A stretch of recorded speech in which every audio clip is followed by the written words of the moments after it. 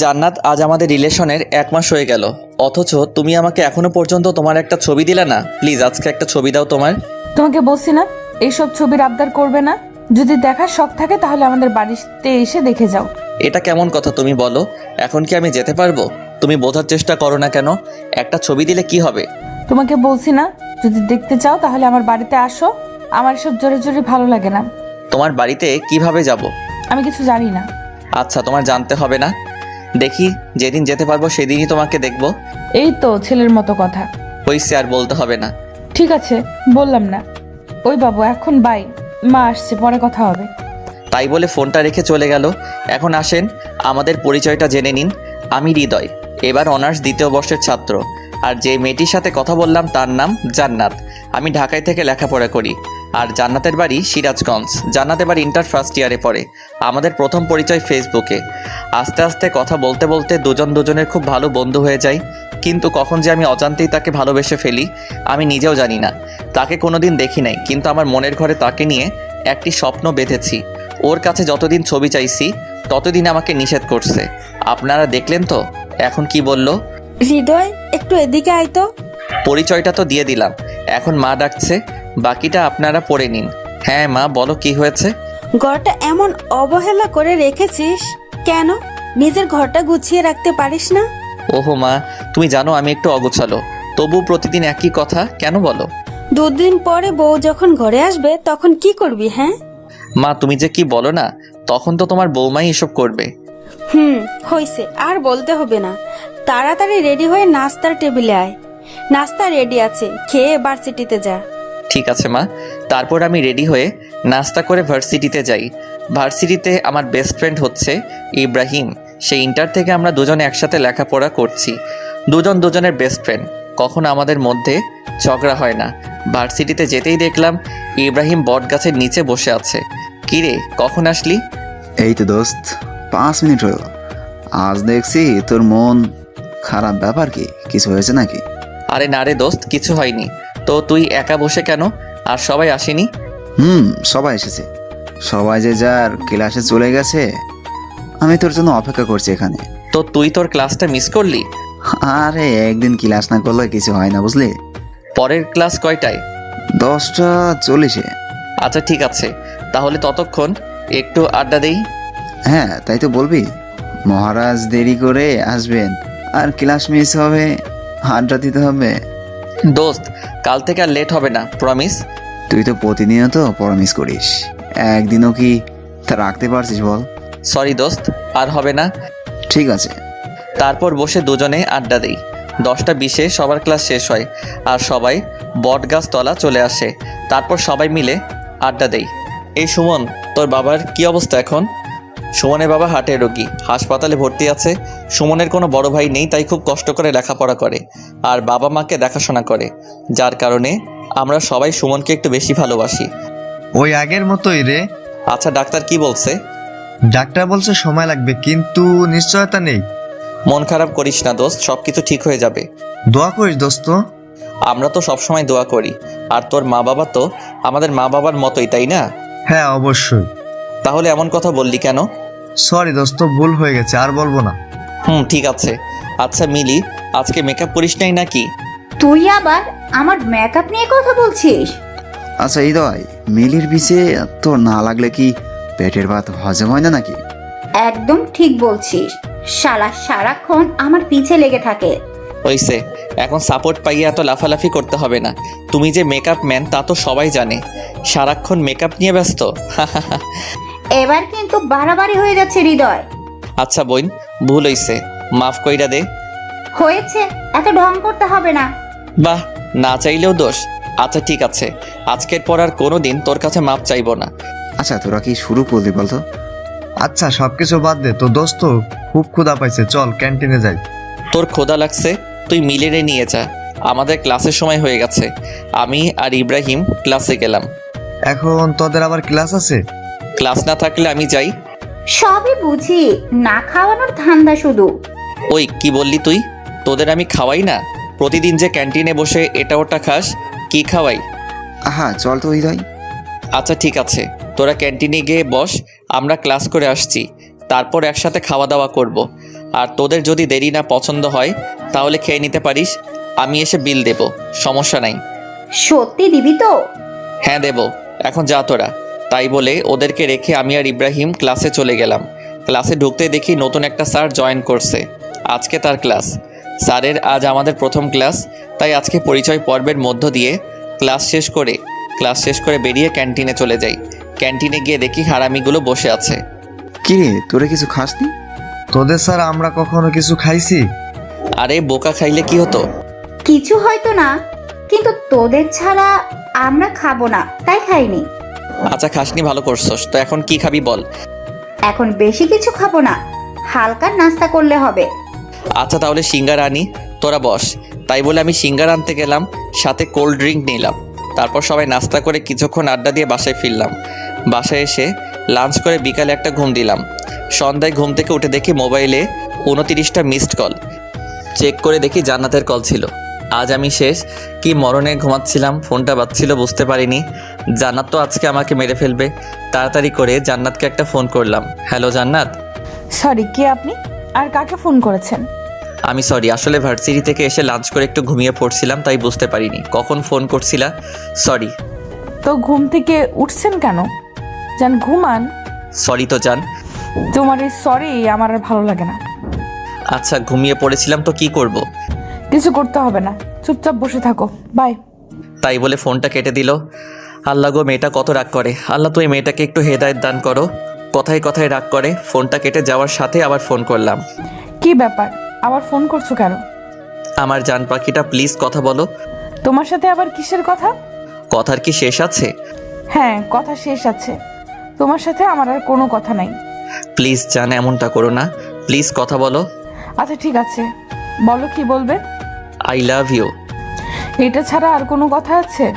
আছে তো। তো সেই কথা বলো। আমার না খুব ইচ্ছা করছে তোমার কাছে ছুটে যেতে। তো আসো না কেন? কি করব বলো, সিরাজগঞ্জ তো আমার কোনো রিলেটিভ নেই যে তার পাশেই যাব। রিলেটিভ না থাকলে কি আসা যায় না? যাওয়া যায় তো, কিন্তু আমি তো কিছুই চিনি না, কোথায় যেতে কোথায় চলে যাব। তুমি কোন দুনিয়ার মানুষ? কেন? তুমি ডিজিটাল যুগে এসে হারিয়ে যাওয়ার ভয় করছো? আমি আমার ভয় করি না। যদি তুমি কোনো কারণে হারিয়ে যাও সেদিন আমার মরণ ছাড়া কিছু হবে না। হইছে, এখন আর ইমোশনাল হতে হবে না। তারপর জান্নাতের সাথে অনেকক্ষণ কথা বলে ফোনটা রেখে একটু ছাদে যাই। আমাদের ছাদে একটি দোলনা আছে, তো ছাদে গিয়ে দোলনায় বসে দোল খাচ্ছিলাম। এমন সময় সুমনের ফোন আসলো। হ্যালো হৃদয়, তুই কোথায়? কি রে, কি হয়েছে? এভাবে কথা বলছিস কেন? বাবা কেমন জানি করছে, তুই একটু তাড়াতাড়ি হাসপাতালে আসবি। আচ্ছা আমি আসতেছি, দাঁড়া। তাই বলে ফোনটা রেখে বাসা থেকে বেরিয়ে ইব্রাহিমের বাসায় গেলাম। ইব্রাহিমকে সাথে নিয়ে হাসপাতালে চলে গেলাম। হাসপাতালে গিয়ে দেখি সুমন একটা বেঞ্চের উপর বসে আছে। আমি সুমনকে বললাম, কি হয়েছে সুমন? বাবার আবার হার্ট অ্যাটাক হয়েছে। কি বলিস? এখন আঙ্কেল কই? ডাক্তার অপারেশন করছে। আচ্ছা তুই কোনো চিন্তা করিস না, সব কিছু ঠিক হয়ে যাবে। তোরা তো জানিস আমি বাবার জন্য কত কিছু করছি। বাবার এমন হলে আমি আর মা থাকবো কিভাবে? আরে কিছু হবে না আঙ্কেলের। আমি সুমনকে সান্ত্বনা দিতে লাগলাম। সান্ত্বনা দিতে দিতে দেখি ডাক্তার অপারেশন শেষে বাহিরে আসলো। আমরা ডাক্তারের কাছে গিয়ে বললাম, কি অবস্থা ডাক্তার? অবস্থা খুব একটা ভালো না, রোগী চাইছে না বাঁচতে। এখন আমরা কি করব বলেন? মানে কি বলছেন আপনি? উনি হার্টের পেশেন্ট, কিন্তু সেদিকে তিনি কোনো চিন্তাই করেন না, সারাক্ষণ নিজের প্রতি অবহেলা করে। এখন আমরা কি করব? আচ্ছা ডাক্তার, এখন কোনো উপায় নেই কি? হ্যাঁ আছে, অনেক মেন্টালি সাপোর্ট দিতে হবে। আচ্ছা ঠিক আছে ডাক্তার, আমরা যথেষ্ট চেষ্টা করব। ঠিক আছে। তারপর ডাক্তার চলে যায়। আমরা সুমনের বাবার কাছে যাই। সুমনের বাবার কাছে গিয়ে বলি, আঙ্কেল এখন কি অবস্থা? এই তো বাবা, জীবন্ত লাশ হয়ে শুয়ে আছি। এমন কথা বলছিস কেন? কি বলবো বাবা, আর কতদিন এভাবে থাকবো? অনেক দিন তো হয়ে গেল। হ্যাঁ অনেক দিন হয়ে গেল। আপনি জানেন আপনি অসুস্থ হওয়ার পর থেকে সুমন আর আন্টি কত কষ্ট করছে। যেখানে সুমনের পড়াশোনায় মনোযোগী হওয়ার কথা, সেখানে পড়াশোনার পাশাপাশি আপনার চিকিৎসা খরচ জোগাতে হয়, পরিবার চালাতে হয়। এই বয়সে সুমনকে কত কষ্ট করতে হচ্ছে বলেন। আর আপনি যদি নিজেকে এভাবে গুটিয়ে নেন তাহলে কিভাবে হবে? আপনার ছেলের দিকেও তো দেখতে হবে নাকি? আপনার ছেলের দুঃখটা কি একটু বোঝার চেষ্টা করবেন না? একটু সুস্থ হয়ে ওঠেন, সবাইকে ভালো রাখতে হবে তো। ঠিক বলছো বাবা, আমি একটা অপদার্থ বাবা, যেখানে বাবাকে সব দায়িত্ব পালন করতে হবে সেখানে আমার ছেলে আমার দায়িত্ব পালন করছে। তাহলে বুঝেন, এখন আপনাকে যত তাড়াতাড়ি সম্ভব সুস্থ হয়ে উঠতে হবে। আর কোনো চিন্তা করবেন না, আমরা আছি তো। সবসময় হাসি খুশি থাকার চেষ্টা করবেন। ঠিক আছে বাবা, তোমাদের অনেক কষ্ট দিলাম। আমাদের কোনো কষ্ট নেই, তুমি তাড়াতাড়ি সুস্থ হয়ে উঠো। আমাকে সুস্থ হতেই হবে। এই তো আঙ্কেল, এখন বুঝতে পেরেছেন। তারপর কিছুক্ষণ আঙ্কেলের সাথে কথা বলার পর সুমনকে বুঝিয়ে রেখে আমি আর ইব্রাহিম চলে আসি। বাসায় এসে ঘুমিয়ে পড়ি। পরের দিন ঘুম থেকে উঠে ফ্রেশ হয়ে নাস্তা করে একটু আড্ডা দিতে বেরিয়ে পড়ি। আজ ভার্সিটিতে ক্লাস নেই, তাই ভার্সিটিতে যাওয়া হলো না। আমাদের একটা আড্ডাখানা আছে, সেখানে যেদিন ভার্সিটি সবাই আড্ডা দেই, আজকেও তার বিকল্প নেই। সবাই এসে পড়েছে, সবাই বসে আড্ডা দিচ্ছি। হঠাৎ এমন সময় ইব্রাহিমের ফোনে একটা কল আসে। ইব্রাহিম, তোমার ছোট চাচার বিয়ে ঠিক হয়েছে। আগামীকাল আমাদেরকে গ্রামের বাড়ি যেতে হবে। কি বলছো বাবা, সত্যি? হ্যাঁ সত্যি। আমার অনেক মজা হচ্ছে। দাঁড়াও বাবা, আমি তাড়াতাড়ি বাসায় আসছি। আচ্ছা ঠিক আছে। ইব্রাহিম ফোনটা রাখা মাত্রই আমি ইব্রাহিমকে বললাম, কি রে, কি হয়েছে, এত খুশি কেন? আর বলিস না, আমার ছোট চাচার বিয়ে ঠিক হয়ে গেছে। কাল সকাল সকাল আমাদের গ্রামের বাড়ি যেতে হবে। গ্রামের বাড়ি? তোর আবার গ্রামের বাড়ি আছে নাকি? হ্যাঁ রে, তোকে এর আগে বলা হয়নি, কারণ আমি ছোটবেলা থেকেই ঢাকায় বড় হয়েছি। গ্রামে দু একবার গিয়েছিলাম। তোদের গ্রামের বাড়ি কই? সিরাজগঞ্জ। কি শালা, তোর বাড়ি সিরাজগঞ্জ? আমাকে বলবি না? কেন রে, কি হয়েছে? শালা, আমার সিরাজগঞ্জ একটা কাজ আছে। আমার কোনো রিলেটিভ থাকে না, তাই যাইতে পারতেছি না। আর তোর গ্রামের বাড়ি ওখানে, আমাকে আগে বলবি না? সিরাজগঞ্জ তোর আবার কি কাজ আছে? তোকে বলা যাবে না, একটু সিক্রেট। অনেক দিন ধরেই যাবো যাবো বলছি, কিন্তু যাওয়া হচ্ছে না। আচ্ছা, এই তো যখন সিক্রেট, তাহলে একটা কাজ করতে পারিস। কি কাজ? আমাদের সাথে কাল আমার গ্রামের বাড়িতে চল, তাহলে আমার চাচার বাড়ি গিয়ে তোর কাজটা হয়ে যাবে। আমি ইব্রাহিমের কথা ফেলতে পারলাম না, কারণ আমি সিরাজগঞ্জ যাওয়ার জন্য অনেক চেষ্টা করছিলাম। এখন সুযোগ পেয়েছি, হাতছাড়া করব না। তাহলে তো খুব ভালো হয়। আচ্ছা ঠিক আছে, তাহলে রেডি হয়ে নিস, কাল সকালে রওনা দিব। আচ্ছা ঠিক আছে দোস্ত, আজকে আমি অনেক খুশি, কারণ জান্নাতের সাথে দেখা করার জন্য সিরাজগঞ্জ যাচ্ছি। বাসায় গিয়ে জান্নাতকে ফোন দিলাম, হ্যালো জান্নাত, এবার তুমি পালাবে কোথায়? এবার তোমাকে দেখেই ছাড়বো। মানে কি বলছো তুমি? আগামীকাল আমি সিরাজগঞ্জ যাচ্ছি। সত্যি আগামীকাল তুমি আমার সাথে দেখা করার জন্য সিরাজগঞ্জ আসছো? হ্যাঁ জান, সত্যি। শুধু একদিনের জন্য না, বেশ কিছুদিন থাকবো। বাহ, তাহলে তো খুব খুশির সংবাদ। কিন্তু কোথায় আসবে, কার বাসায় আসবে? আমার বেস্ট ফ্রেন্ডের বাড়িতে। তোমার আবার বেস্ট ফ্রেন্ড সিরাজগঞ্জে কিভাবে হলো? আরে বলো না, আমার বেস্ট ফ্রেন্ডের গ্রামের বাড়ি সিরাজগঞ্জ। আমি জানতামই না, আজকে জানলাম, তাই আর দেরি করছি না, আগামীকাল চলে যাব। আচ্ছা ঠিক আছে, দেখে শুনে এসো। ওকে যান। এভাবেই জান্নাতের সাথে অনেকক্ষণ কথা বললাম। তারপর মা বাবাকে জানালাম আগামীকাল সিরাজগঞ্জ যাব ইব্রাহিমের চাচার বিয়েতে।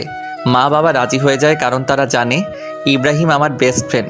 রাত্রে আমার সব কাপড় চোপড় গুছিয়ে নিলাম। পরের দিন সকালে আমি, ইব্রাহিম আর ওর মা বাবা সবাই সিরাজগঞ্জের উদ্দেশ্যে রওনা দিলাম। দীর্ঘ 5 ঘন্টা যাত্রা করার পর আমরা বাসায় পৌঁছালে ইব্রাহিমের গ্রামের বাড়িতে যেয়ে বাড়ির কলিং বেল বাজাতেই হুট করে কি যেন আমার মাথায় একটা লাঠি দিয়ে বাড়ি দিল। আমি কিছু বুঝে ওঠার আগেই একটা মেয়ে সামনে থেকে দৌড়ে পালালো। পাশে থেকে ইব্রাহিম বলল, কিছু মনে করিস না দোস্ত, এটা আমার পাগলি ছোট বোন। আমি অনেকদিন ধরে গ্রামে আসি না, তাই আমাকে মারার জন্য এসেছিল, কিন্তু ভুল করে তোকেই মেরে ফেলেছে। তোর আবার বোন আছে? হ্যাঁ রে, ও তো ছোটবেলা থেকে গ্রামেই থাকে। গ্রাম ছেড়ে নাকি ওকে যেতে মন চায় না। বাহ, ভালো তো। আচ্ছা, আমরা কি গেটে দাঁড়িয়ে কথা বলবো না ভিতরে যাব? হ্যাঁ বাবা, ভিতরে চলো। তারপর আমরা বাসার ভিতরে যাই। ভিতরে গিয়ে দেখি মেয়েটি বসে আছে। আঙ্কেল আন্টি সবাই যে যার রুমে গেল।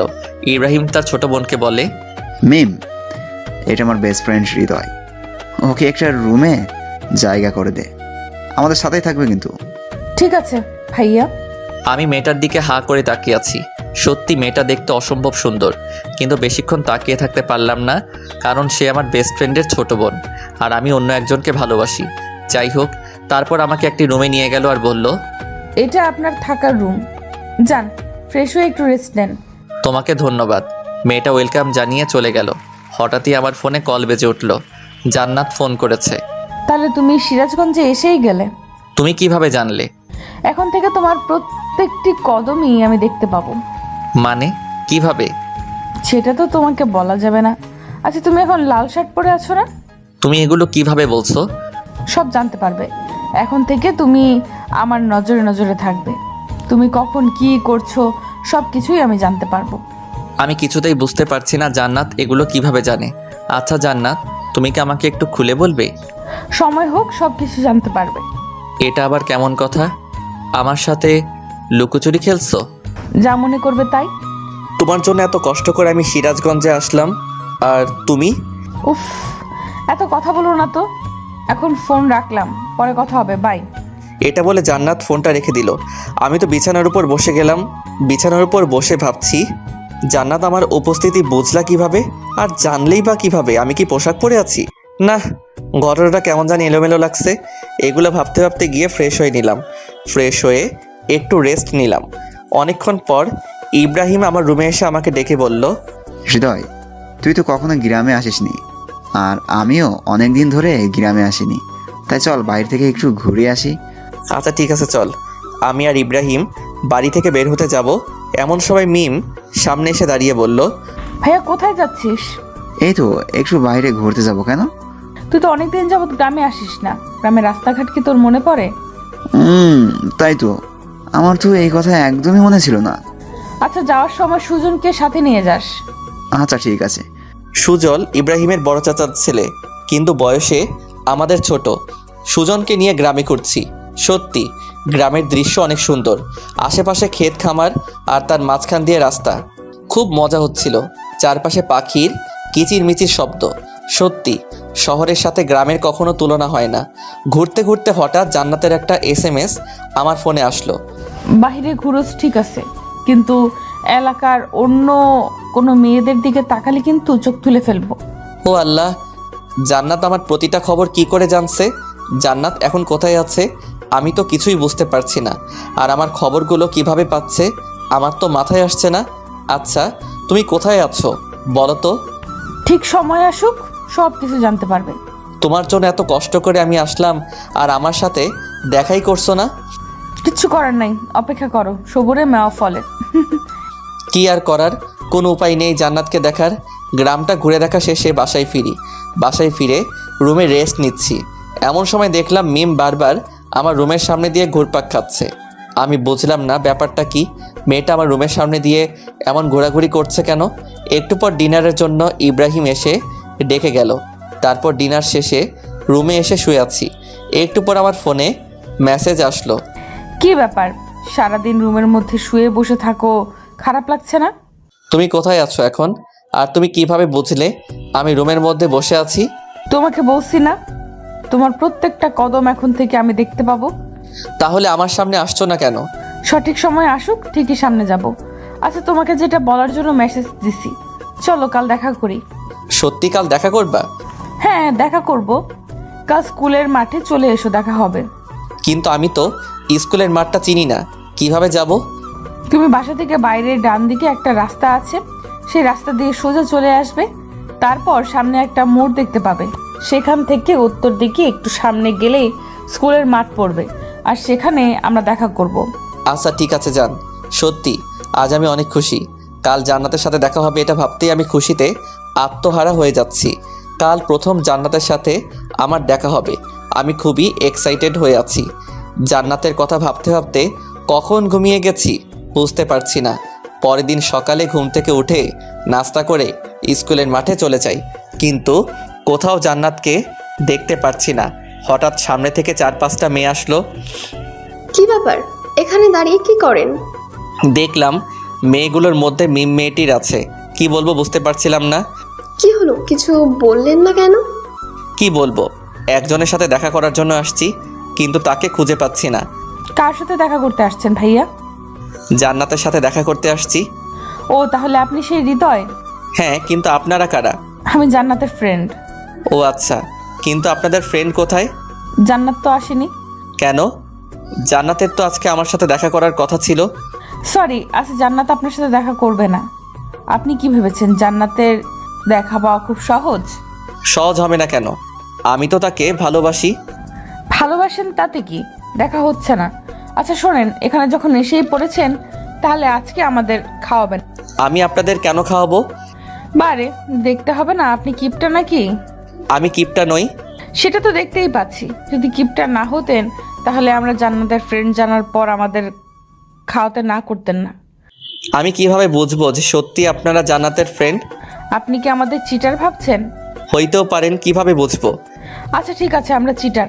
জান্নাতের সাথে দেখা হওয়ার কথা ভুলে যান। কেন জান্নাতের সাথে দেখা হওয়ার কথা ভুলে যাব কেন? জান্নাত আপনার সাথে দেখা করবে না, আপনি আমাদের চিটার বললেন। আচ্ছা আমার ভুল হয়েছে, সরি। প্লিজ জান্নাতের সাথে দেখা হওয়ার ব্যবস্থা করে দিন। আপনি তো আমাদের খাওয়াতেই চাইলেন না, তাহলে দেখা করানোর কথা ভাববো কিভাবে? হঠাৎ এমন সময় ফোনে মেসেজ আসলো। ও চুপচাপ আমার ফ্রেন্ডরা যা বলে তাই শোনো। ওরা যা খেতে চায় তাই খাওয়াবেন, না হলে কিন্তু তোমার সাথে দেখা করব না। কিন্তু তুমি কোথায় আছো? আর আজ তো আমার সাথে দেখা করার কথা ছিল। দেখা করার কথা ভুলে যাও। যদি আমার ফ্রেন্ডসরা খুশি হয় তোমার প্রতি তাহলে আমি দেখা করব। কি আর বলবো, বলির পাঠা। জান্নাতের সব ফ্রেন্ডকে বললাম চলেন আপনাদের খাওয়াতে নিয়ে যাই। কিন্তু আমরা তো চিটার, তাহলে আমাদের খাওয়াবেন কেন? প্লিজ বোন, মাফ চাই। প্লিজ চলেন, তারপর সবাইকে নিয়ে রেস্টুরেন্টে যাই এবং সবাইকে ইচ্ছে মতো খাওয়াই। একবারে বিল এসেছে 1850 টাকা। পকেট অর্ধেক ফাঁকা করে ফেললো শুধু একবারেই। আল্লাহই জানে আমার পকেট থেকে আর কত খসবে। হোটেলের বিল দেব শেষে জান্নাতের ফ্রেন্ডদের বললাম এখন তো জান্নাতের সাথে দেখা করার ব্যবস্থা করে দেবেন প্লিজ। আচ্ছা ভেবে দেখি, যদি মনে হয় আপনার সাথে জান্নাতে দেখা করানো যাবে তাহলে দেখা করাবো। এটা কেমন কথা? হ্যাঁ এটাই কথা। আর হ্যাঁ, আমার ভাইয়া যেন আজকের ব্যাপারে কোনো কিছু না জানে। আচ্ছা ঠিক আছে। একে তো পকেট থেকে এতগুলো টাকা খসালো, আবার জান্নাতের সাথে দেখা করার ব্যবস্থাও করে দিল না। কেমনটা লাগে আপনারাই বলেন তো। দুঃখ ভরা মন নিয়ে বাসায় ফিরলাম। বাসায় ফিরে ফ্রেশ হয়ে ছাদে যাই। ছাদে গিয়ে বসে আছি, কিছু ভালো লাগছে না। বারে বারে জান্নাতের কথা মনে পড়ছে। জান্নাতের সাথে খুব দেখা করতে ইচ্ছে করছে কিন্তু পারছি না। এমন সময় মিম ছাদে চলে আসে আর আমাকে বলে, কি ব্যাপার দুলা ভাই, ছাদে একা একা কি করেন? তুমি আমার সব খবর জান্নাতকে বলো তাই না? সেটা জেনে আপনি কি করবেন? জানি তুমি জান্নাতকে আমার সকল খবর বলো। তুমি ছাড়া বলার মতো এই বাসায় আর কেউ নেই। হ্যাঁ আমি বললি তো কি হয়েছে। মিম প্লিজ জান্নাতের সাথে একবার দেখা করার ব্যবস্থা করে দাও না। সরি আমি পারবো না। এটা বলে মিম আমাকে ভেঙচি কেটে নিচে চলে যায়। কি বলবো কিছু বুঝি না। সবাই আমার সাথে প্রতারণা শুরু করে দিয়েছে। কার জন্য এই সিরাজগঞ্জে আসলাম তার সাথে আমার দেখা হচ্ছে না। বিয়ের এখনও 3 দিন বাকি, আর তাই সবাই প্ল্যান করে যমুনা নদীতে ঘুরতে যাবে।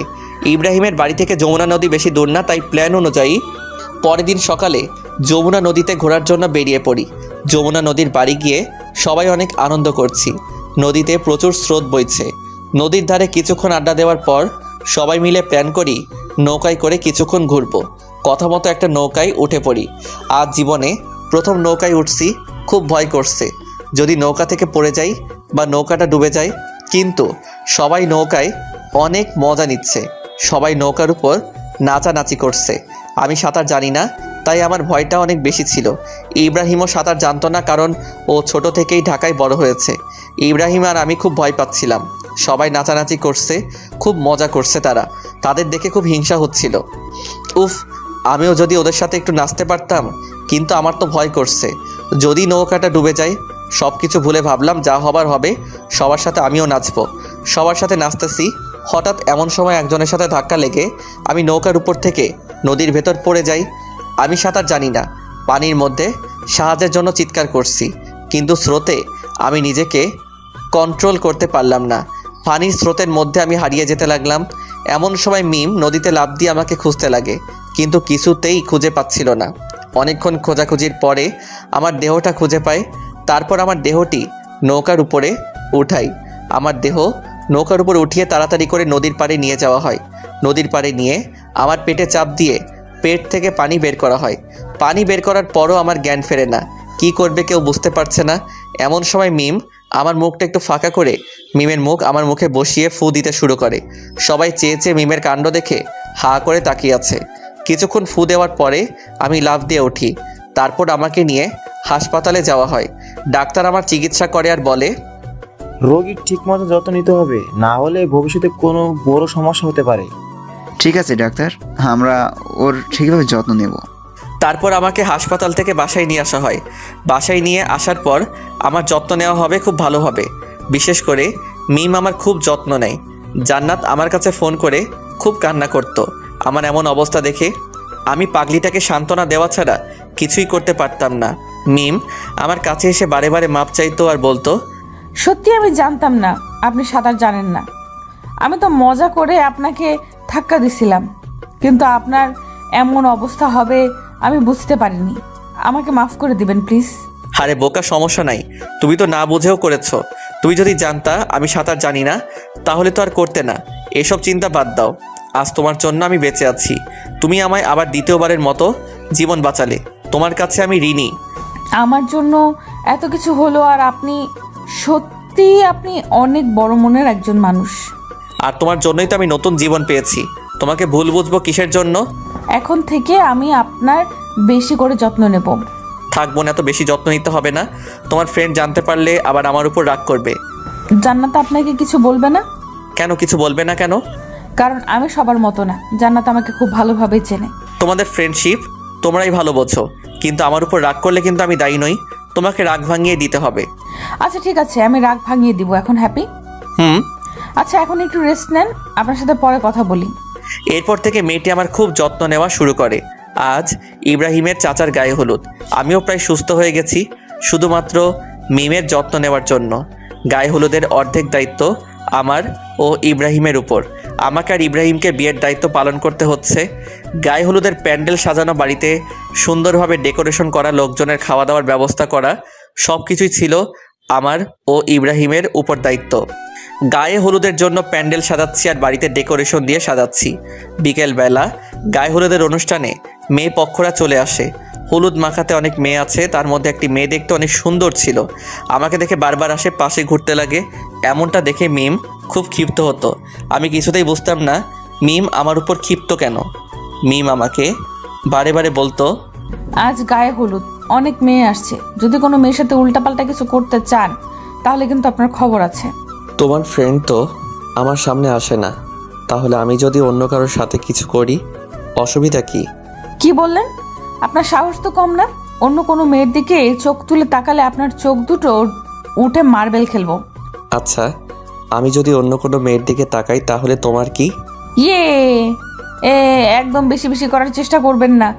আমি কিন্তু জান্নাতকে সবকিছু বলে দিব। শুধু একবার বলে দেখো, তোমার অবস্থা খারাপ করে দিব। কি করবেন শুনি? আমি কি করব আমি নিজেও জানি না। প্লিজ বোন, জান্নাতকে কিছু বলো না। আমি তো জান্নাতকে বলে দিব, দেখি আপনি কি করেন। প্লিজ, আমি তোমার কাছে হাত জোড় করছি, প্লিজ জান্নাতকে কিছু বলবে না। আচ্ছা ঠিক আছে। দেখতে দেখতে গায়ে হলুদ শেষ হলো। রাত্রে জান্নাতের সাথে ফোনে কথা বলছি। তুমি গায়ে হলুদের সময় মেয়েদের দিকে তাকিয়েছিলে কেন? কোন মেয়ের দিকে তাকাইলাম? আর তোমাকে কে বললো এটা? যে বলার সে বলছে। তুমি বলো, অন্য মেয়েদের দিকে তাকাইছো কেন? সত্যি আমি তাকাইনি, ওই মেয়েটা আমার দিকে তাকিয়েছিল। না, তুমি ওই মেয়ের দিকে তাকিয়েছিলে, আমি জানি। সব ছেড়ে একই রকম। ওই জান্নাত, সত্যি আমি অন্য কোনো মেয়ের দিকে তাকাইনি। আমি শুধু তোমাকেই ভালোবাসি। তোমাকে ছাড়া অন্য কোনো মেয়ের কথা ভাবতেও পারি না। তুমি সব মিথ্যা কথা বলছো, আমি জানি সব কিছু। আর তাই আজকের পর থেকে তুমি আর আমার সাথে কোনো কথা বলবে না।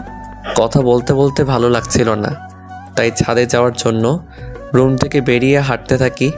সিঁড়ির সামনে মিমের রুম। ফোনে কথা বলতে বলতে চলে যাচ্ছি, এমন সময় খেয়াল করলাম আমার ফোনে যে ভয়েস যা আসছে তা মিমের রুম থেকেও আসছে। আমি বুঝতে পারছিলাম না। তারপর সব কিছু ভালোভাবে দেখে বুঝলাম যে মিমি আমার সেই জান্নাত। তাই তো বলি যে মিমের কণ্ঠটা ও আচরণ এমন চেনা লাগছে কেন? আমার কথা বুঝতে পারছো? আজকের পর তুমি আমাকে একদম ফোন দিবা না। আজ থেকে তোমার সাথে আমার ব্রেকআপ। আচ্ছা ঠিক আছে, আমার সাথে কথা বলতে হবে না, আমিও তোমার সাথে কথা বলবো না।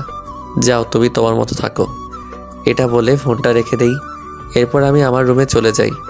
একটু পর মেয়েরা আমার রুমে দৌড়ে আসে, আমাকে বলতে লাগলো, ওই আপনি আমার ফ্রেন্ডকে কি বলেছেন? হ্যাঁ, জান্নাত কান্না করছে কেন? ওর সাথে কথা বলবো না তাই। এই আপনার ভালোবাসা? ছি, যার জন্য আপনি ঢাকা থেকে সিরাজগঞ্জ আসলেন তার সাথে কথা বলা বন্ধ করছেন? আপনার কখনো ভালো হবে না। মিম এইসব কথা বলে যাচ্ছিল, এমন সময় আমি মিমকে জড়িয়ে ধরি। এই কি করছেন আপনি? আপনি আমাকে জড়িয়ে ধরেছেন কেন? তাই তো, আমি তোমাকে জড়িয়ে ধরেছি কেন? আচ্ছা 1 মিনিট দাঁড়াও, আমি জান্নাতকে ফোন করে একটু বলে নেই যে আমি তোমাকে কেন জড়িয়ে ধরেছি। এটা জান্নাতকে বলার কি আছে? তুমি এমন তোতলাচ্ছ কেন? কই তোতলাচ্ছি না তো, এমনিতেই। আচ্ছা তাহলে আমি জান্নাতকে একটা ফোন দেই। জান্নাতকে কেন ফোন দিবেন? কারণ তুমি আমার জান্নাত তাই। আমি আপনার জান্নাতে যাব কেন? ও আচ্ছা তাই না? হ্যাঁ তাই তো, আমি তো মিম, আপনার ফ্রেন্ডের ছোট বোন। আচ্ছা এখনই প্রমাণ হয়ে যাবে, 1 মিনিট ওয়েট, আমি জানতে একটা ফোন দেই। এটা বলে জান্নাতের নাম্বারে ফোন দিলাম আর মিমের ফোনটা বেজে উঠলো।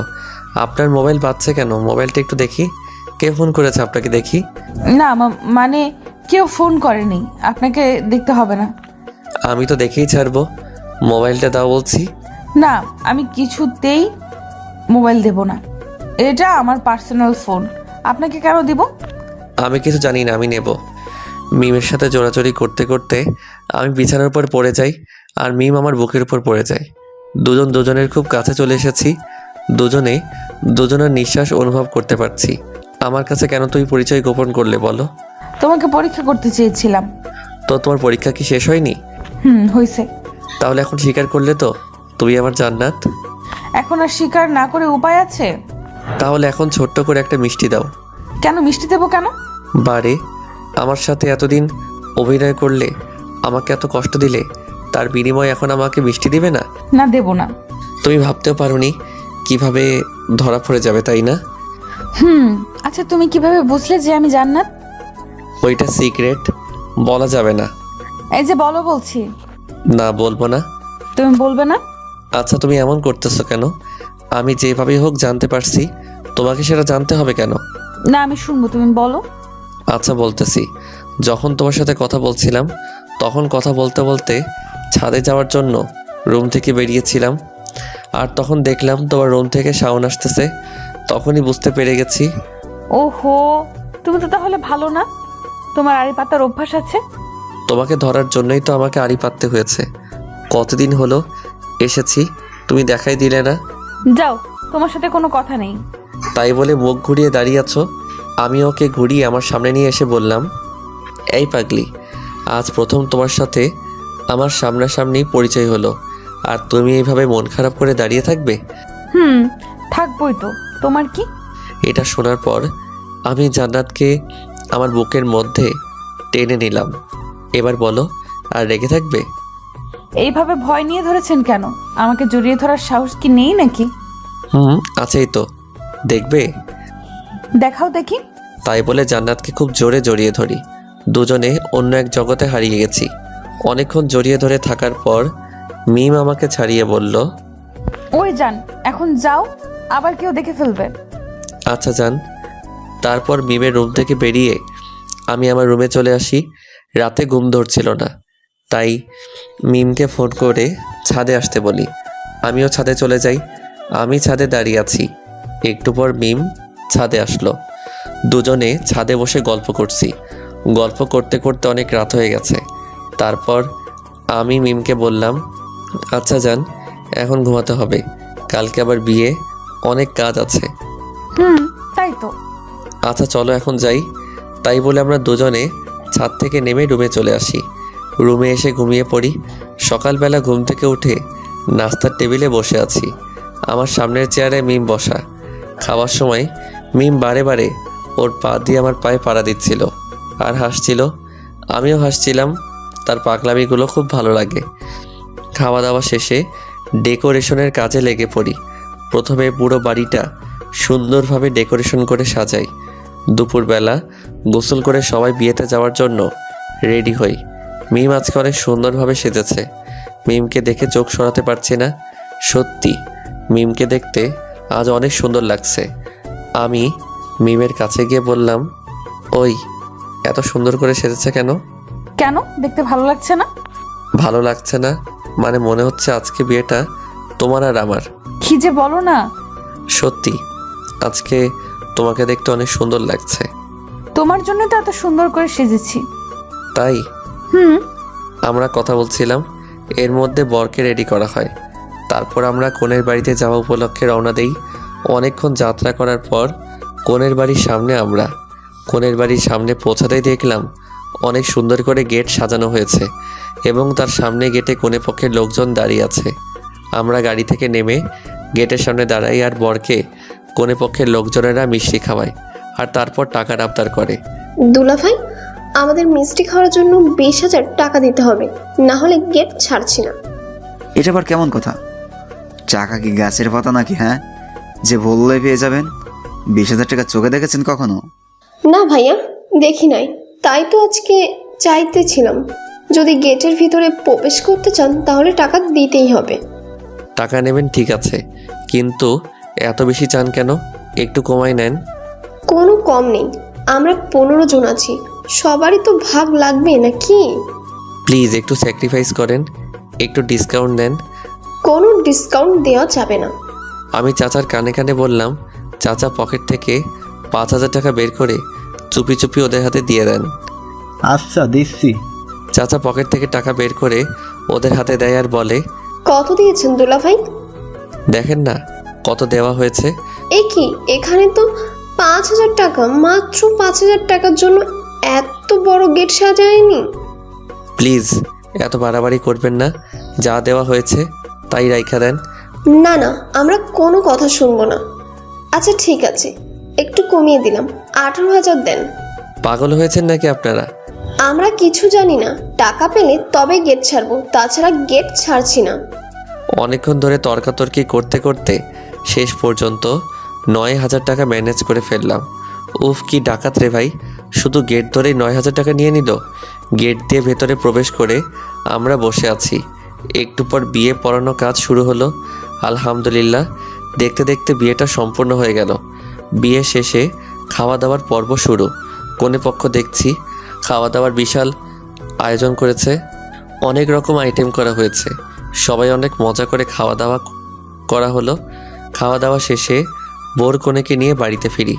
সারাদিন অনেক ধকল গেছে, তাই বাসায় ফিরেই বোর কনেকে তাদের বাসর ঘরে ঢুকিয়ে আমরা সবাই যে যার রুমে গিয়ে শুয়ে পড়ি। আমি রুমে গিয়ে শুয়ে আছি, কিন্তু ঘুম ধরছে না। কিছুক্ষণ চুপচাপ শুয়ে থাকার পরও ঘুম ধরছিল না। না পেরে জান্নাতকে ফোন করে ছাদে আসতে বললাম। দুজনে ছাদে গিয়ে বসে আছি। আজ তো চাচার বাসর রাত। তো এই বাসরাত নিয়ে মানুষের কত পরিকল্পনা থাকে, তার কোনো শেষ নেই। থাকবেই তো। রাতে দুজন দুজনকে খুব ভালোভাবে জেনে নেয়, বুঝে নেয়, ভালোবাসা আদান প্রদান করে। আমাদের এমন হবে তাই না? যা দুষ্টু। ওই কিছু ভালো লাগছে না, একটা পাপ্পি দাও না। খুব লোভ ধরেছে তাই না? একটুখানি দাও না জান। দিন দিন তোমার চাহিদা কিন্তু বেড়েই যাচ্ছে। কি দেবে না তো? না, দেব না। ওকে, তাই বলে ছাদ থেকে নেমে আসতে ধরলাম। এমন সময় জান্নাত আমার হাত টেনে বুকের মধ্যে জড়িয়ে ধরে আমার ঠোঁটে ঠোঁট লাগিয়ে ভালোবাসার ছোঁয়া এঁকে দিল। ঠিক 5 মিনিট পর ছেড়ে দেয়। উফ, আর একটু হলেই তো মরে যেতাম। নিঃশ্বাসটা থেমে এসেছিল। কি আর লাগবে? না জান, আজকে আর চাই না। আচ্ছা ঠিক আছে, এখন চুপচাপ রুমে গিয়ে ঘুমিয়ে পড়বে। আচ্ছা জান। তারপর সোজা রুমে গিয়ে ঘুমিয়ে পড়ি।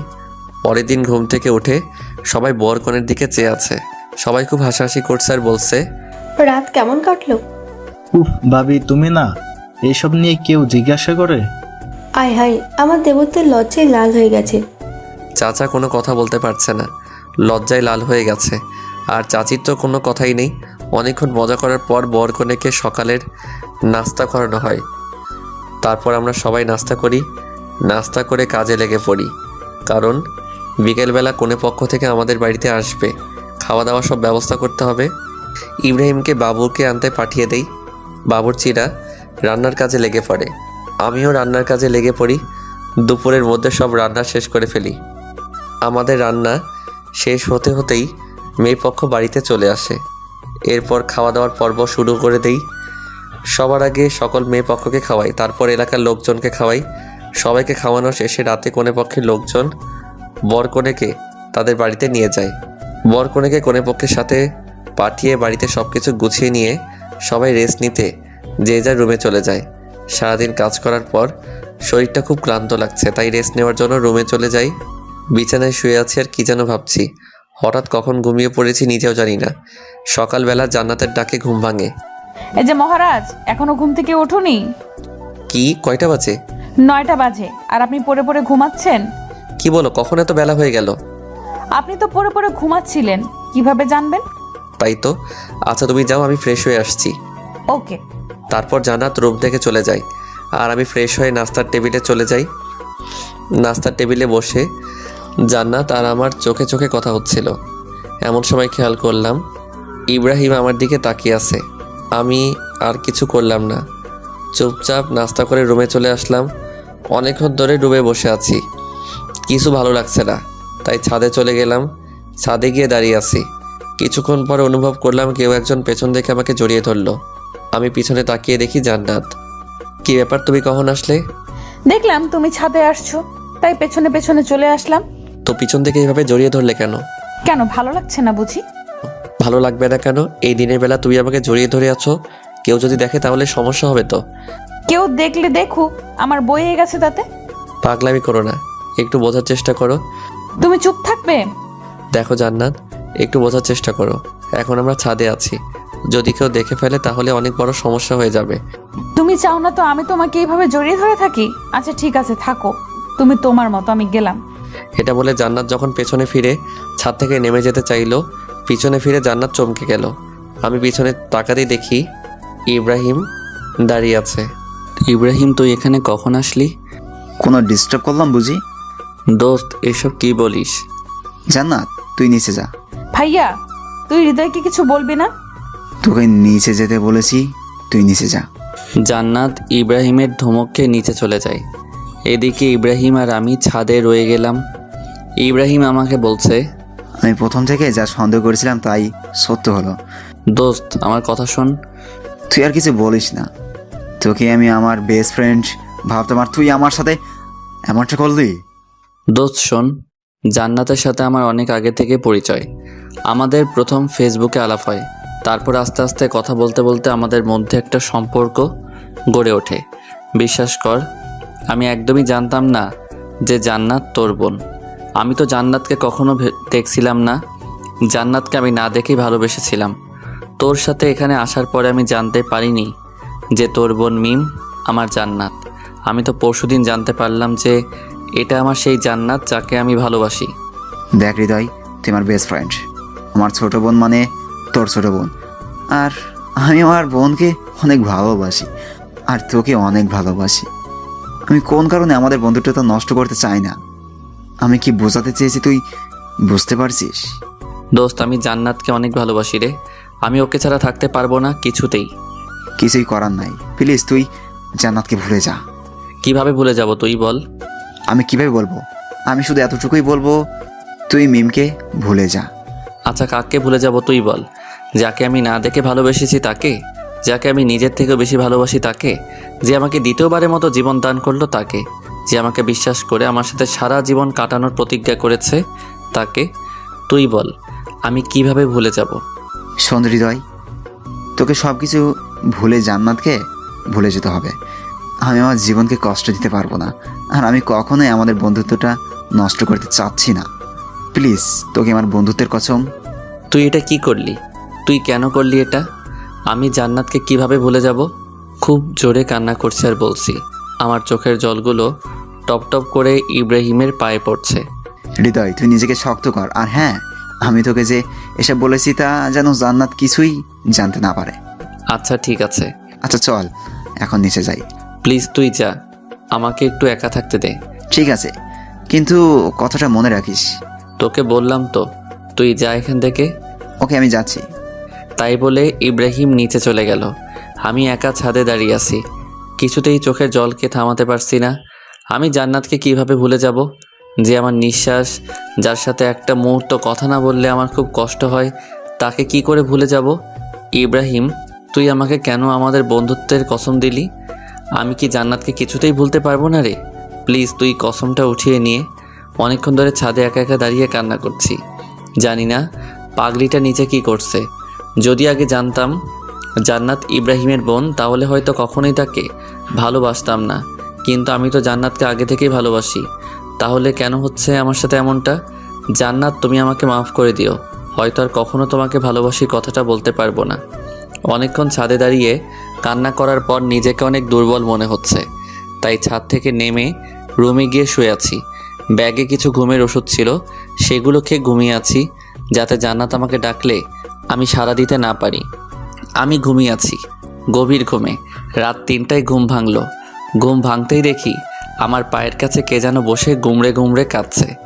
আমি ভালো করে চোখ ঘষে নিয়ে তাকিয়ে দেখি জান্নাত। কি ব্যাপার জান্নাত, তুমি এত রাতে এখানে? আমি সরি হৃদয়, তখন তোমার কথা আমি শুনিনি। তখন যদি তোমার কথা আমি শুনতাম তাহলে আজ ভাইয়ার কাছে ধরা খেতাম না। আরে পাগলি, কান্না করো কেন? একদিন না একদিন সবাই তো জানতেই পারতো, তাই না? ভালো হয়েছে ইব্রাহিম জানতে পারছে। যদি আঙ্কেল আন্টি কেউ দেখতে পেত তাহলে আমাকে অনেক খারাপ ভাবতো। এখন আমি কি করব? মা বাবাকে আমাদের সম্পর্কের কথা জানাবো? পাগল নাকি? এখন আঙ্কেল আন্টি সব জানতে পারলে আমাদের ভুল বুঝবে। আঙ্কেল আন্টি কখনোই এটা মেনে নেবে না, কারণ আমি একটা বেকার ছেলে। কোনো মা বাবা তার মেয়েকে বেকার ছেলের হাতে তুলে দিতে চাইবে না। তাহলে এখন কি করব? প্লিজ কান্না করো না, তোমার কান্না আমি সহ্য করতে পারছি না। তাহলে এখন কি করব তুমি বলো? দেখো জান্নাত, এখন আর আমাদের কিছু করার নেই। প্লিজ তুমি এখন আমাকে ভুলে যাও। কি? আমি তোমাকে ভুলে যাব? জান্নাত প্লিজ একটু বোঝার চেষ্টা করো। আমাদের সম্পর্কটা কন্টিনিউ করা আর সম্ভব না। ইব্রাহিমকে আমি আমার ভাইয়ের চেয়েও অনেক বড় কিছু ভাবি। ইব্রাহিম কষ্ট পাবে এমন কোনো কাজ আমি করতে পারবো না। প্লিজ জান্নাত, তুমি আমাকে ভুলে যাও। আমি কিছুতেই তোমাকে ভুলতে পারবো না। তোমাকে ছাড়া আমি এক মুহূর্তও থাকতে পারি না, তুমি জানো না? প্লিজ জান্নাত, এমন পাগলামি করো না। কেন তুমি আমার জীবনে আসলে? কেন তুমি আমাকে এতটা ভালোবাসলে? কেন তুমি আমায় এতটা পাগল করলে? কেন এখন তুমি আমায় ভুলে যেতে বলছো? জানি না। আচ্ছা, একটা কাজ করলে হয় না? কি কাজ? চলো না আমরা কোথাও পালিয়ে যাই। কিছুতেই না। আমি আমার মা বাবাকে কষ্ট দিতে পারবো না। আমি আমার বেস্ট ফ্রেন্ডকে কষ্ট দিতে পারবো না। আমি তোমার মা বাবাকে কষ্ট দিতে পারবো না, কারণ মা বাবাকে কষ্ট দিয়ে কখনো সুখে থাকা যায় না। আর তাই প্লিজ আর পাগলামি করো না। এতদিন যা হয়েছে ভেবে নাও সব কিছু ভুল ছিল। মনে করো তোমার সাথে আমার কোনো দিন দেখা হয়নি, তোমার সাথে কোনো দিন আমার আলাপ হয়নি, তোমার সাথে কোনো রিলেশনই ছিল না আমার। আমি কিছুই পারবো না, আমি কিছুতেই পারবো না এটা। এই পাগলি, প্লিজ আর কান্না করো না। আচ্ছা তুমি বলো, তুমি আমাকে ভুলে থাকতে পারবে? হ্যাঁ পারবো। সত্যি তুমি পারবে আমাকে ভুলে থাকতে? কেন পারবো না? তোমাকে ভুলে থাকা তো কোনো ব্যাপারই না। দেখো, আমি যদি তোমাকে ভুলে থাকতে পারি তাহলে তুমি পারবে না কেন? তুমি তো একটা বেঈমান। তুমি আমাকে ভালোই বাসুনি।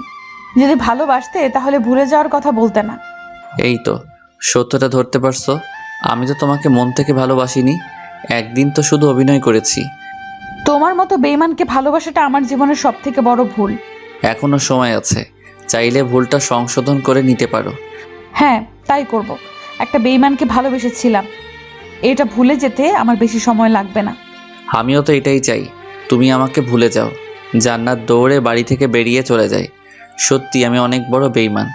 আমি বন্ধুত্বটা টিকিয়ে রাখার জন্য আমার ভালোবাসাটা কবর দিলাম। সত্যি কিছু কিছু ভালোবাসা এমনই, কিছু সম্পর্কের কাছে হার মেনে যায়। আমার ভালোবাসাটাও না হয় এইভাবেই হারিয়ে গেল। আজ খুব কষ্ট হচ্ছে, কিন্তু কি করব, আমার কিছু করার নেই।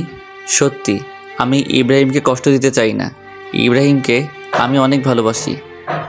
রাতে ভাবছি যদি আমি এখানে থাকি তাহলে রোজ জান্নাতের সাথে আমার দেখা হবে। আর জান্নাতের সাথে আমার দেখা হলে জান্নাত আমাকে কিছুই ভুলতে পারবে না, আর আমিও জান্নাতকে কিছুতেই ভুলতে পারবো না। তাই সব থেকে ভালো হবে আমি কাল সকালে কাউকে কিছু না জানিয়ে এখান থেকে চলে যাব। কথা মতো পরের দিন সকালে সিরাজগঞ্জ থেকে আমি ঢাকায় চলে আসি। কিন্তু ঢাকায় আসার আগে আমি রাত্রে একটা চিঠি লিখি, আর চিঠিটা গোপনে জান্নাতের টেবিলের উপর রেখে আসি। পরদিন সকালে জান্নাত ঘুম থেকে উঠে হৃদয়কে খুঁজতে যায়, কিন্তু হৃদয়কে রুমে খুঁজে পায় না। পুরো বাড়ি তন্ন তন্ন করে খুঁজে, কিন্তু কিছুতেই হৃদয়ের দেখা পায় না। খুব হতাশা নিয়ে নিজের রুমে ফিরে রুমে গিয়ে বিছানায় বসে কান্না করতে লাগলো। হঠাৎ এমন সময় টেবিলের উপর চোখ পড়ল। জান্নাত দেখতে পেল টেবিলের উপর একটা চিঠি পড়ে আছে। জান্নাত দৌড়ে গিয়ে চিঠিটা উঠিয়ে খুলে চিঠিটা পড়তে অবাক হয়ে গেল। চিঠিতে লেখা ছিল, প্রিয় জান্নাত, পারলে আমাকে মাফ করে দিও। সত্যি আমি অনেক বড় স্বার্থপর এবং বেঈমান। তোমাকে ভালোবাসার কোনো অধিকারই আমার নেই, আর তাই আমি চলে যাচ্ছি।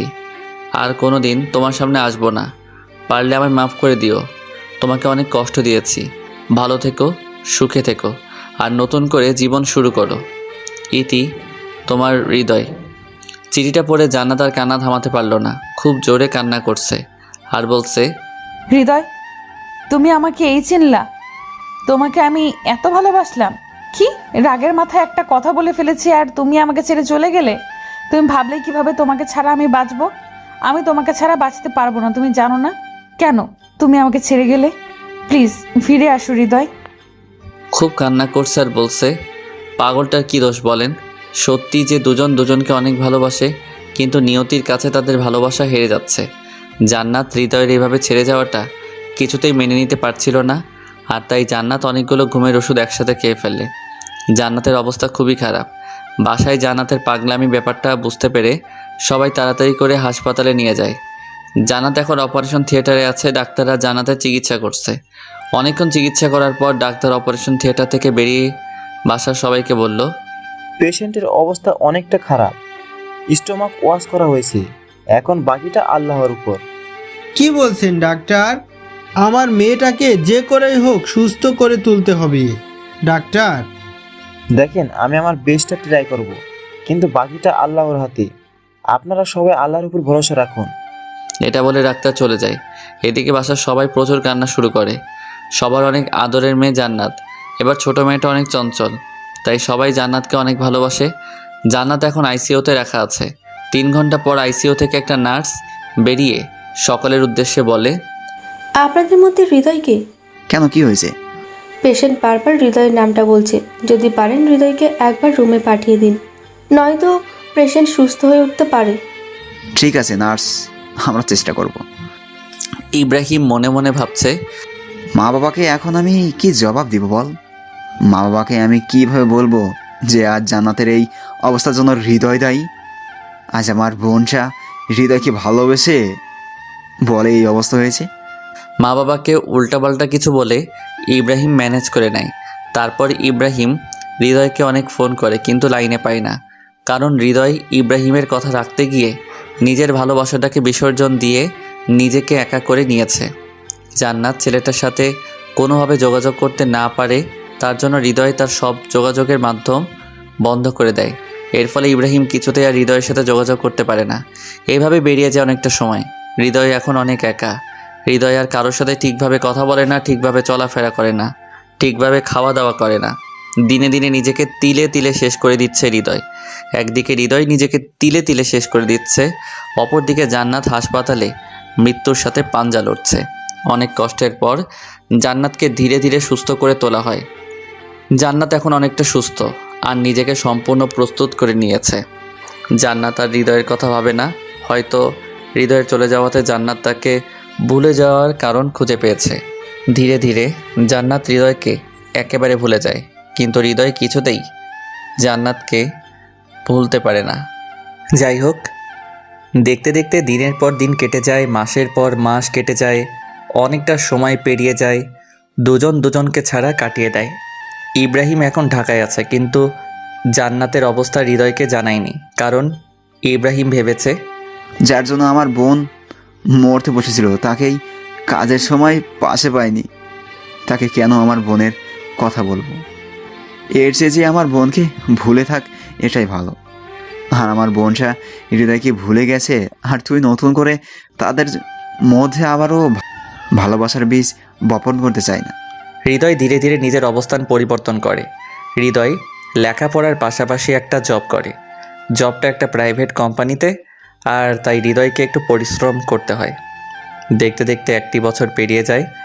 জান্নাতের সাথে হৃদয় আর কোনো যোগাযোগ হয় না। একদিন অফিস শেষে হৃদয় বাসায় ফিরে ফ্রেশ হতে যাবে, হঠাৎ এমন সময় তার ফোনটা বেজে উঠল। হ্যালো হৃদয়, তুই কোথায় আছিস? ইব্রাহিম অনেকটা আতঙ্কিত কণ্ঠে বলল।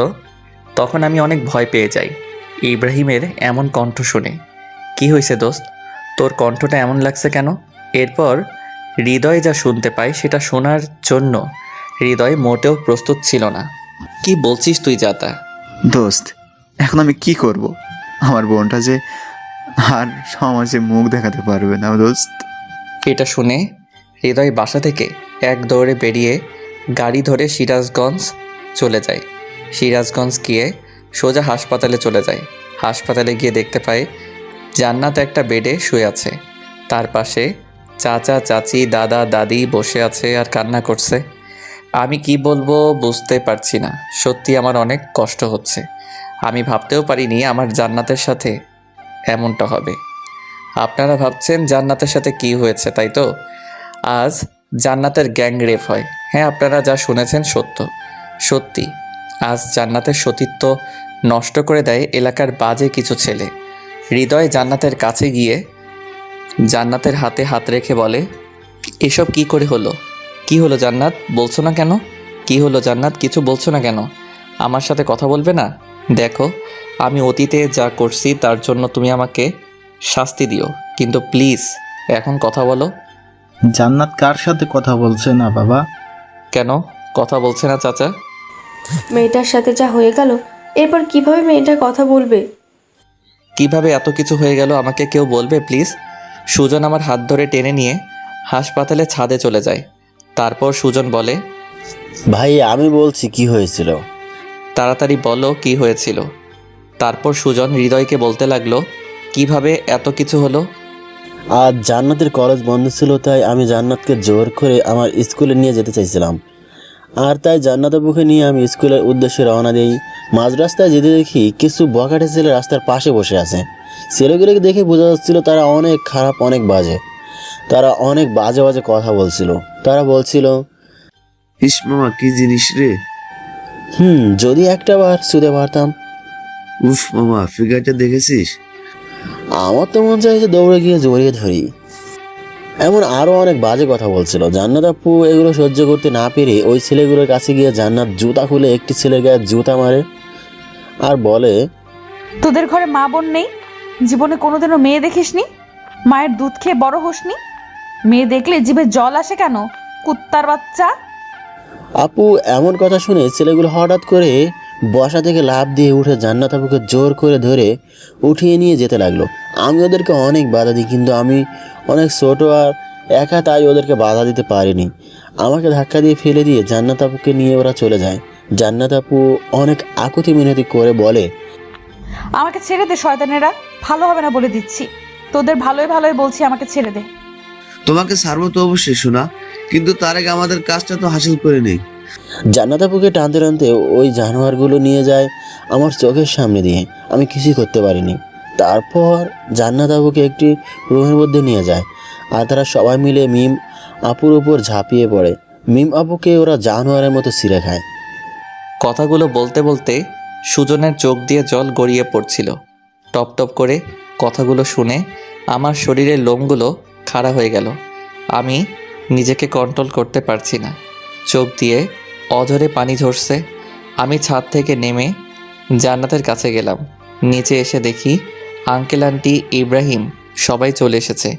সবাইকে একটু সাইড করে আমি জান্নাতের পাশে গিয়ে বসে জান্নাতের 2 হাত ধরলাম আর বললাম, সত্যি তোমার সাথে অনেক খারাপ হয়েছে। আমি কোনোদিন ভাবতেও পারিনি তোমার সাথে এমন কিছু হবে। প্লিজ নিজেকে ছোট করে দেখো না। তুমি সুস্থ হয়ে ওঠো তাড়াতাড়ি, ওই জানোয়ারদের শাস্তির ব্যবস্থা করব। ওরা অনেক খারাপ, ওদের সাথে আমরা পেরে উঠবো না। চাচা কোনো চিন্তা করবেন না, আমি আছি। আমি সব কিছু দেখে নেব। তুমি ওদের সম্পর্কে কিছু জানো না। এইসব জানোয়ারদের সম্পর্কে আমি কিছু জানতেও চাই না। আমি আইনের সাহায্য নিয়ে ওদের শাস্তির ব্যবস্থা করব। কিন্তু পুলিশ? কোনো কিন্তু না চাচা, আমি সব কিছু দেখে নেব। ইব্রাহিম তুই আমার সাথে চল। তাই বলে আমি ইব্রাহিম আর সুজনকে নিয়ে থানাতে চলে গেলাম। থানায় গিয়ে ওই জানোয়ারদের নামে কেস ফাইল করলাম। পুলিশগুলো আমায় বারবার বলছিল, আপনি যাদের নামে কেস করেছেন তারা কে জানেন? তাদের সম্পর্কে আমার জানার কোনো ইচ্ছা নেই। আমি শুধু এইটুকু চাই আসামিদের সঠিক শাস্তির ব্যবস্থা করা হোক। এখন তো এসব কথা বলতেছেন, কিন্তু আবার একটু পর এসে মতলব বদলাবেন না তো? দেখেন দারোগা সাহেব, আমি যা করি ভেবে চিন্তে করি, আর আমি আমার কথা থেকে একটু নড়চড় হব না। আদালতে ঠিক প্রমাণ পেশ করতে পারবেন তো? অবশ্যই পারবো। আচ্ছা, তাহলে আমরা কেসটা নিচ্ছি। ঠিক আছে দারোগা সাহেব, আর হ্যাঁ, যত তাড়াতাড়ি সম্ভব আপনি আসামিদের গ্রেফতার করবেন। ঠিক আছে, আপনারা এখন আসুন। ওকে দারোগা সাহেব। তারপর থানা থেকে চলে আসি। হাসপাতালে আসতে সবাই আমাকে ধরে বলে, এমনি মেয়েটার এই অবস্থা, সবার সামনে মাথা উঁচু করে বাঁচতে পারে না, আবার তুমি যা শুরু করলে হৃদয়। দেখেন আঙ্কেল, আমি যা করছি একদম ঠিক করছি। আচ্ছা, এখানে জান্নাতের দোষটা কোথায় আমাকে বলবেন? জান্নাত কি নিজের ইচ্ছায় ধর্ষিত হয়েছে? কি ব্যাপার, চুপ করে আছেন কেন? জবাব দিন। আমাদের সমাজে সবথেকে বড় সমস্যা কি জানেন? আমাদের সমাজে যে মেয়েগুলো ধর্ষিত হয়, আমরা তাদেরকে ছোট করে দেখি, আমরা তাদেরকে খারাপ বলি। আর যে জানোয়ারগুলো মেয়েদের সাথে এমন খারাপ কাজ করে তাদেরকে বাহবা দিই। যেখানে আমাদের মেয়েটিকে মেন্টালি সাপোর্ট দেওয়ার কথা, সেখানে আমরা মেয়েটিকে ছোট করে দেখি, মেয়েটিকে আমরা অপমান করি। আমরা ধর্ষিত মেয়েদের সমাজের বোঝা মনে করি। আচ্ছা, মেয়েরা কি ইচ্ছা করে ধর্ষিত হয়? মেয়েরা কি চায় তাদের সবথেকে মূল্যবান সম্পদ কেউ এইভাবে কেড়ে নিক? অথচ একটি মেয়ে ধর্ষিত হওয়ার পর আমরা মেয়েটিকে দোষী সাব্যস্ত করি, আর ধর্ষককে আমরা বড় করে দেখি। যদি আমরা একটি ধর্ষককে সঠিক বিচারের আওতায় নিয়ে আসতে পারতাম, তাহলে আজ ধর্ষণ তো দূরের কথা, আমাদের সমাজে কোনো ছেলে মেয়েদের দিকে চোখ তুলে তাকাতে পারতো না। কিন্তু আমাদের দেশে কি আমরা তাই করি? মোটেও করিনি। বরং উল্টো আমি মেয়েদেরকে এমন এমন কথা শোনাই যার কারণে মেয়েরা তাদের অনিচ্ছা সত্ত্বেও আত্মহত্যা করতে বাধ্য হয়, শুধু আমাদের সমাজের মানুষদের জন্য। আমার কথাগুলো শুনে সবাই মাথা নিচু করে দাঁড়িয়ে, আচ্ছা আপনারাই বলুন, আমাদের সমাজে যে মেয়েগুলো ধর্ষিত হয় তারা কি নিজ ইচ্ছায় ধর্ষিত হয়? তাহলে আমাদের সমাজে কেন ধর্ষিতা মেয়েদের পাশে দাঁড়ানো হয় না? কেন ধর্ষকদের শাস্তি দেওয়া হয় না? আজ এই দেশে একটি ধর্ষকের সবার সামনে শাস্তি দেওয়া হোক, দেখবেন এই দেশে আর দ্বিতীয়বারের মতো কোনো ধর্ষণের কথা আপনি শুনবেন না। সবাইকে অনেক বুঝিয়ে সবাইকে জানাতে পাশে দাঁড়ানোর জন্য আহ্বান করি। এখন সবাই মিলে জান্নাতের পাশে দাঁড়িয়ে আছি, শুধু ধর্ষকদের শাস্তি প্রদানের জন্য। কিছুক্ষণ পর কিছু গুন্ডা টাইপের ছেলে পেলে আমাদের কাছে এসে ছুরি, রামদা, পিস্তল এসব দেখে ভয় দেখাচ্ছে আর বলছে, যদি তোরা ভালো চাস আর তোদের মেয়েকে সুস্থ দেখতে চাস, তাহলে কেসটা উঠিয়ে নি, না হলে খুব খারাপ হয়ে যাবে। তোরা কি করতে পারিস আমি দেখে নেব। আমি আমার যথেষ্ট চেষ্টা করে তোদের শাস্তির ব্যবস্থা আমি করব। তোর সাহস তো কম না, তুই আমাদের বিরুদ্ধে মামলা করেছিস, আবার আমাদের মুখের উপর কথা বলিস। তোদের মতো কুত্তার সাথে কথা বলতে আমার বইয়েই গেছে। তোদের মতো কুত্তার দিকে তাকাতেই আমার ঘৃণা লাগে। কি বললি মাদার? এটা বলে একজন হৃদয়ের পেটে ছুরি ঢুকিয়ে দেয়। হাসপাতালে মেঝে হৃদয়ের রক্ত দিয়ে মেখে একাকার হয়ে গেল। হৃদয়ের অবস্থা অনেক খারাপ। হৃদয় মাটিতে লুটিয়ে পড়ল। সবাই এমন দৃশ্য দেখে ভয়ে আতঙ্কিত হয়ে কাঁপতে শুরু করলো। তারপর ওই বখাটেগুলো বলল, যদি কেসটা না উঠিয়ে নিস তাহলে একে একে সবাই মারা পড়বি। কথাটা খুব ভালো করে মাথায় ঢুকিয়ে নি। এটা বলে সবাই চলে গেল। সবাই হৃদয়কে ধরাধরি করে আইসিইউতে নিয়ে যায়। ডাক্তার তাড়াতাড়ি এসে চিকিৎসা শুরু করে দেয়। হৃদয়ের অবস্থা অনেক সিরিয়াস। একদিকে জান্নাতের অবস্থা খারাপ, অপরদিকে হৃদয়ের সিরিয়াস অবস্থা। কি করবে সবাই ভেবে পাচ্ছে না। এমন সময় ইব্রাহিমের বাবা বলল, এসব বকাটে ছেলেপেলেদের সাথে লাগা আমার মোটেও ঠিক হয়নি। ইব্রাহিম, তুই থানায় গিয়ে কেসটা উঠিয়ে নিয়ে আয়। ইব্রাহিম কি করবে বুঝতে পারছে না, তাই আঙ্কেলের কথা শুনে ইব্রাহিম থানায় গিয়ে কেসটা উঠিয়ে নিয়ে আসে। হৃদয়ের অপারেশন শেষ, কিন্তু এখনও জ্ঞান ফেরেনি। অনেক রক্ত ঝরেছে, তাই অবস্থা অনেকটাই খারাপ। হৃদয়ের মা বাবাকে হৃদয়ের এমন অবস্থা জানানো হয়নি, কারণ হৃদয়ের মা বাবা এসব জানতে পারলে অবস্থা আরও খারাপ হয়ে যাবে। সবাই অনেক চিন্তায় আছে। ডাক্তার সবাইকে বলল, দেখেন রোগীর অবস্থা অনেক খারাপ, কখন কি হয়ে যাবে কিছু বলা যাবে না। রোগী জ্ঞান না ফেরা পর্যন্ত আমরা কিছু করতে পারবো না। এটা কি বলছেন ডাক্তার? হৃদয়কে যে করে হোক সুস্থ করে তুলতে হবে। সরি, আমরা আমাদের যথাসাধ্য চেষ্টা করেছি। সবার মাথায় হাত। হৃদয়ের মা বাবাকে না জানিয়ে আর থাকতে পারছে না কেউ। ইব্রাহিমের বাবা হৃদয়ের বাবাকে ফোন করে সব কিছু খুলে বলে আর তাদেরকে যত তাড়াতাড়ি সম্ভব সিরাজগঞ্জ চলে আসতে বলে। হৃদয়ের মা বাবা সময় নষ্ট না করে তাড়াতাড়ি করে সিরাজগঞ্জ চলে আসে। তারা এসে দেখতে পায়নি হৃদয় আইসিইউতে একটা জীবন্ত লাশ হয়ে শুয়ে আছে। হৃদয়ের মা অনেক কান্না করছে। হৃদয়ের বাবা সবাইকে বলছে, আমার ছেলের এত বড় ক্ষতি কে করলো? যে ছেলেগুলো জান্নাতকে ধর্ষণ করেছে তারাই। দাঁড়াও, তাড়াতাড়ি ব্যবস্থা আমি করছি। তাই বলে হৃদয়ের বাবা কাকে যেন একটু ফোন করলো। হ্যালো সবুজ ভাই, আমার অনেক বড় একটা সমস্যা হয়ে গেছে। কিছু গুন্ডা আমার ছেলের অবস্থা অনেক খারাপ করেছে। আমার ছেলেকে হত্যা করার চেষ্টা করেছে। এখন আমার ছেলে আইসিইউতে ভর্তি আছে। বাঁচবে কিনা মরবে আল্লাহই ভালো জানে। ওপাশ থেকে কি যেন বলল। তারপর হৃদয়ের বাবা বলল, আচ্ছা, আপনি যত তাড়াতাড়ি সম্ভব সিরাজগঞ্জে চলে আসেন, আমি এর শেষ দেখতে চাই। তাই বলে ফোনটা কেটে দেয়। আপনাদেরকে হৃদয়ের বাবা সম্পর্কে তো কিছুই বলিনি। এখন হৃদয়ের বাবার সম্পর্কে জেনে নিন। হৃদয়ের বাবা একজন বিজনেসম্যান। ব্যবসার কাজে অনেক বড় বড় লোকজনের সাথে উঠা বসা করে। সমাজের সকল লোকের সাথেই তার ভালো সম্পর্ক। এখন যাকে ফোন করলো সে হচ্ছে ঢাকার একটি গ্যাং লিডার। হৃদয়ের বাবার বিভিন্ন কাজের জন্য সবার সাথে সম্পর্ক রাখতে হয়, তাই এই লোকটির সাথে ওর সম্পর্ক আছে। কয়েক ঘন্টা পর ওই লোকগুলোর সিরাজগঞ্জ এসে পৌঁছায়। তারপর লোকজনদের বকাটে ছেলে পেলে ডিটেলস বলা হয়। তারপর লোকগুলো সেই বকাটে ছেলে পেলে উদ্দেশ্যে রওনা দেয়। অনেকক্ষণ পর ওই লোকগুলো রাত 8টার দিকে সবার মাঝে ফিরে আসে আর বলে, শহীদুল সাহেব, আমাদের কাজ শেষ। কাল সকালে সবাই সব দেখতে পারবে। আমাদের কাজটা শেষ। আমরা তাহলে আসি। এবার দেখা হবে। ভালো থাকবেন আর আশা করি আপনার ছেলে খুব তাড়াতাড়ি সুস্থ হয়ে উঠবে। ঠিক আছে সবুজ ভাই, আপনাকে অসংখ্য ধন্যবাদ। তারপর লোকগুলো চলে যায়। সবাই শুধু ভাবছে কাল সকালে তাদের জন্য কি অপেক্ষা করছে, কারণ তারা কেউ জানে না বখাটেদের সাথে কি হয়েছে। দেখতে দেখতে সকাল হয়ে গেল। টিভিতে নিউজ হচ্ছে সিরাজগঞ্জ কিছু বখাটে ছেলেদের লাশ পাওয়া গেছে। তাদের লাশগুলো উলঙ্গ অবস্থায়, সবার লিঙ্গ কাটা অবস্থায় একটা গাছে উল্টা করে ঝোলানো ছিল। কে বা কারা এমন ঘটনা ঘটিয়েছে এখন কিছু বলা যাচ্ছে না। শোনা যাচ্ছে এই বখাটেগুলো কাল একটি মেয়েকে ধর্ষণ করে। তারপর তাদের নামে থানায় মামলা করা হলে তারা মামলাকারীর ওপর ঝাঁপিয়ে পড়ে এবং তাকে ধারালো অস্ত্র দিয়ে আহত করে। এখন সে হাসপাতালে আইসিইউতে ভর্তি আছে। সবাই এমন খবর দেখে অনেক হতভম্ব। কাল রাতে যে এত কিছু হয়ে গেছে তারা সবাই ভাবতেও পারেনি। সত্যি ধর্ষকদের শাস্তি এমনই হওয়া উচিত, যাতে করে কেউ দ্বিতীয়বার আর কোনো মেয়ের দিকে চোখ তুলে তাকাতে না পারে। পরের দিন বিকাল 4টায় হৃদয়ের জ্ঞান ফেরে। জ্ঞান ফিরতে সবাই হৃদয়ের কাছে ভিড় জমায়। সবাই অনেক খুশি, কারণ হৃদয়ের জ্ঞান ফিরেছে। হৃদয়ের মা বাবা হৃদয়কে বলে, বাবা তুই কোনো চিন্তা করিস না, তুই তাড়াতাড়ি সুস্থ হয়ে যাবি। বাবা জান্নাতের কি খবর এখন? জান্নাত এখন ভালো আছি। তুই একটু নিজের চিন্তা করো। আর তুই একটা মেয়ের জন্য এত রিস্ক নিতে গেলি কেন? যদি আজ তোর কিছু একটা হয়ে যেত তাহলে আমরা কি নিয়ে বাঁচতাম?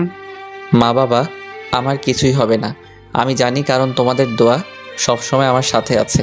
আর জান্নাতকে আমি নিজের থেকে অনেক বেশি ভালোবাসি, তাই ওর জন্য এইটুকু করা আমার কাছে কিছুই না। তুই সত্যি অনেক বড় একটা পাগল। হ্যাঁ, আমি তো পাগলই, শুধু জান্নাতের জন্য। আচ্ছা, ওই বকাটে ছেলেদের কি খবর এখন? পুলিশেরা কি ওদেরকে গ্রেফতার করছে? ওদের অবস্থা শেষ, ওরা আর বেঁচে নেই। কি কি হয়েছে ওদের, আর কিভাবে হয়েছে?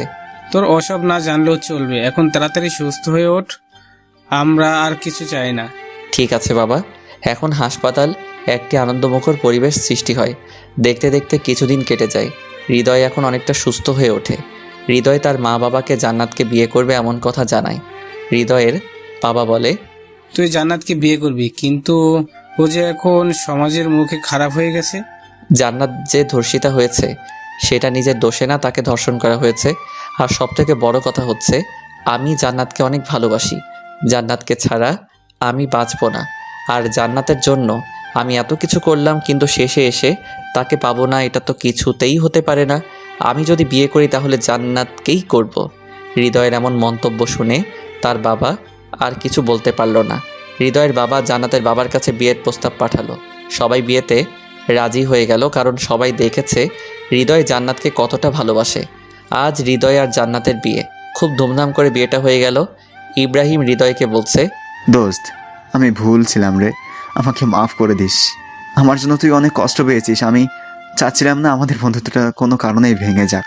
যদি আগে আমার বোনের সাথে বিয়ে হতো তাহলে তোদের মধ্যে ঝগড়া হতো, রাগারাগি হতো, আর তখন আমি নিজেকে ঠিক রাখতে পারতাম না। তখন তোর সাথে আমার সম্পর্কটা নষ্ট হয়ে যেত, আর আমি আমাদের এই বন্ধুত্বটা নষ্ট করতে চাচ্ছিলাম না।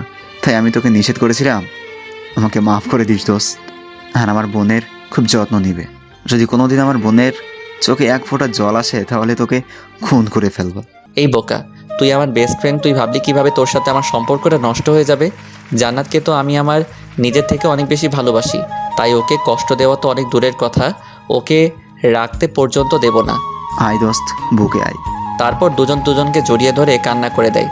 এ কান্না কষ্টের কান্না না, সুখের কান্না। তারপর হৃদয় ইব্রাহিমকে ছাড়িয়ে বলে, এই শালা, তোর বোন অপেক্ষা করছে আমার জন্য, বাসরাত তো পেরিয়ে যাবে। আর তুই এতদিন আমাকে শালা শালা বলেছিস, আর আজকে আমি সত্যি শালা হয়ে গেলাম। হ্যাঁ, আমি বোধহয় আগে থেকেই জানতাম রে তুই আমার শালা হবি, তাই আগে থেকে তোকে শালা বলে ডাকতাম। হৃদয় হয়েছে দোস্ত, আর বলিস না, আমি বাসর ঘরে গেলাম। আচ্ছা যা, আর কথাটা মনে রাখিস, আমার বোনের চোখে যদি কোনো জল আসে তাহলে তুই শেষ। ঠিক আছে দোস্ত। তারপর হৃদয় বাসর ঘরে ঢোকে। ঘরের ভেতর ঢুকে দেখে জান্নাত বিছানার উপর ঘোমটা দিয়ে বসে আছে। হৃদয় আজ ঘোমটাটা উঠিয়ে জান্নাতের মুখের দিকে তাকিয়ে আছে। ইস, কি সুন্দর তুমি, সত্যি তোমাকে দেখে চোখ ফেরানো দেয়। তাই বুঝি? তাই তো, না হলে কি আমি তোমার প্রেমে পড়ি? কই, তুমি তো আমাকে না দেখে ভালোবেসেছিলে, তাহলে এখন এই কথা বলছো কিভাবে? রাখছো কেন? আমি তো এটা কথার কথা বললাম। সত্যি আমার বউটাকে একদম পরীর মতো দেখতে লাগছে। জানি সেটা, এখন নতুন কিছু বলো। নতুন করে কি আর বলবো, শুধু একটা কথা জেনে রাখো, আজ থেকে ম্যাচ শুরু। আমি একেবারে ক্রিকেট টিম বানিয়ে তারপর থামবো। কি, তুমি কি আমাকে মেরে ফেলবে? কি বলো জান, তোমাকে মেরে ফেলবো কেন? তাহলে ক্রিকেট টিম বানাতে চাইছো, আমার কষ্ট হবে না? আজ সেসব পরে দেখা যাবে, এখন আজকের ম্যাচটা শুরু করি।